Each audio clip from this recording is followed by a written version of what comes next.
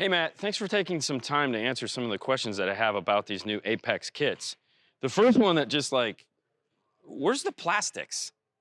Yeah, so the whole concept behind Apex is to eliminate the need for plastics, right? Plastics cost a ton of money, a lot of engineering time, a lot of tooling to make, which in turn, you know, costs a lot of money to the consumer. Not only that, it requires kits for every single vehicle, right? You're gonna have a kit for this car and a kit for that car, which ends up taking up a ton of room in your store. So the idea behind Apex is to consolidate all of that down into a much smaller platform, less SKUs, covering more vehicles. So what I see here is these two metal brackets. Am I using parts off of the factory radio? Yeah, so the idea is real simple. We're gonna remove the factory screen out of the car. We're gonna remove the factory brackets out. Those brackets are gonna mount to our custom design brackets, which are designed to attach to the JVC or Kenwood direct replacement screen. So I've done a lot of Fords. Is this kind of like a better version of the MFT1 kit? It's actually covers it's the same coverage for MFT1. It comes with the same T-harness. The only difference is it doesn't come with a trim bezel because we're filling up the entire hole for the radio. Now, it's an 8-inch screen and it goes in so many vehicles. How's that possible? Well, a lot of these cars use the same size screen. They're actually very close inside, within a few millimeters of each other. So we're able to take this one screen size, that's 8-inch screen size that JVC and Kenwood have developed, and make it work in so many different vehicles. You know, I saw where you're putting it in places like that don't even exist today, like that Ford that has the little tiny useless screen in it. How are we doing that? Yeah, so those cars are interesting because obviously a customer is going to be more likely to upgrade those because it's a tiny 4-inch screen and they're getting old.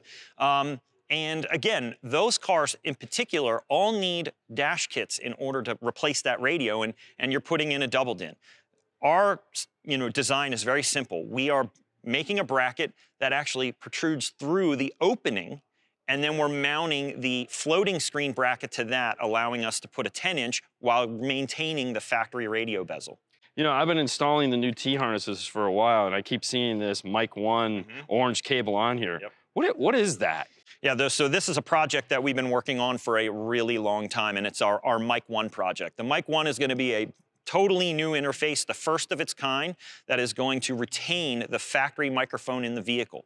And the way it works is it actually interfaces the factory microphone into the module, and then we tune it for the vehicle and for the radio that it's being connected to. So do I have to flash the module? You do. You have to flash the module for both the vehicle and the radio that it's being connected to. But that's just one flash, right? That's just one flash, correct. And then it connects directly to our T-harness, so it saves installation time, and it looks factory.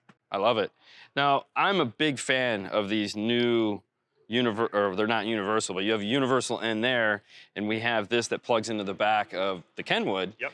Do I need this for this install? Yeah, so the direct replacement radios from JVC and Kenwood are not going to include a wiring harness in the box. Therefore, our adapter, our KEN1 adapter, is required for those radios. Now, for all of our other solutions, it's an optional accessory because almost every radio includes a wiring harness, but these particular radios are not going to include the wiring harness in the box. So you have to have that accessory. Well, I see that I have an antenna adapter and I have a USB adapter also. Yes. But this is a USB-C and a micro USB. Yeah, so a lot of cars use micro USB for their factory USB. And the aftermarket radios, a lot of them today use USB. So we're just adapting the OEM connection over to a USB connection so you can maintain that factory USB. I'm pretty excited about that because I make a ton of USB-C adapters, so I won't have to do that anymore. One of the things that I like about installing the RR2 is that I have 3 MPO outputs that I can program to do things. Will I still be able to do that with this kit? Yeah, absolutely. Our MPOs can be used in a variety of different ways. We're essentially taking something in the vehicle that we read over CAN, and we can turn it into an analog output, and we can trigger that in a number of ways. We can use a button in the car, like a turn signal or a headlight switch, or you can use one of the programmable buttons that's offered on the Kenwood or JVC radios. Now, a lot of these vehicles that we do have multicam. And one of the things that kind of is hard is the steering wheel controls, or to change cameras. Yes. Is it still going to be that way with this kit? No, so you can interface the camera in a number of ways. We can trigger the camera from a gear position. We can trigger a camera from a turn signal. Or you can trigger it from a steering wheel button, however you want. So how many kits are there in total? So in phase 1, we're going to be releasing 11 dash kits that will cover vehicles for Ford, for Chrysler, for GM, and for Infiniti Nissan.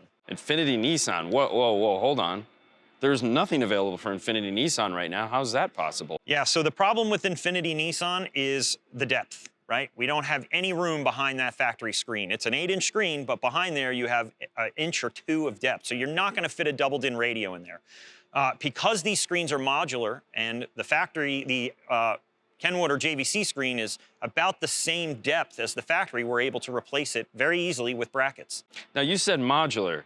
Yes. Where am I putting these brain boxes? Because that's always an issue, is sometimes you guys don't think about that stuff.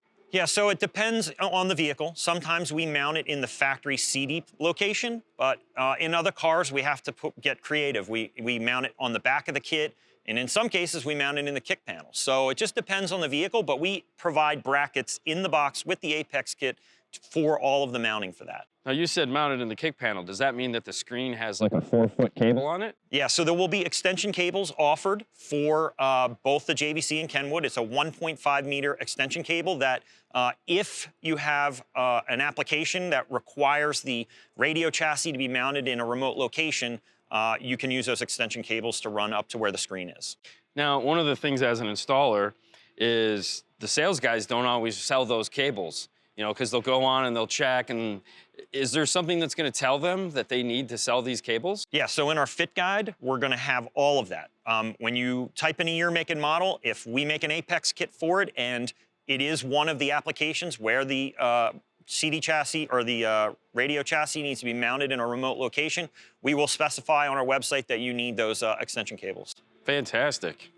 You said that we're going to be able to mount these brains in sometimes the factory locations, and they're going to be all over the car. Is that going to be an issue? Because I know in the past, some of these radios, if you mounted them too far, they wouldn't work properly. Yeah, so we designed these radios specifically to be able to mount in different positions. And there'll actually be 3 different mounting positions that these radio chassis can be mounted in: horizontal, vertical, and vertical sideways. And when you actually turn the radio on for the first time, you will have to go into the initial setup and specify which direction the chassis is mounted. Okay, that's cool. Matt, thank you for taking your time to answer these questions for me. I'm so excited to get into the bay and start putting some of these Apex kits in. Yeah, we're really excited for this entirely new way of installing radios in the car, and we hope you like it too. This is going to be a game changer for sure.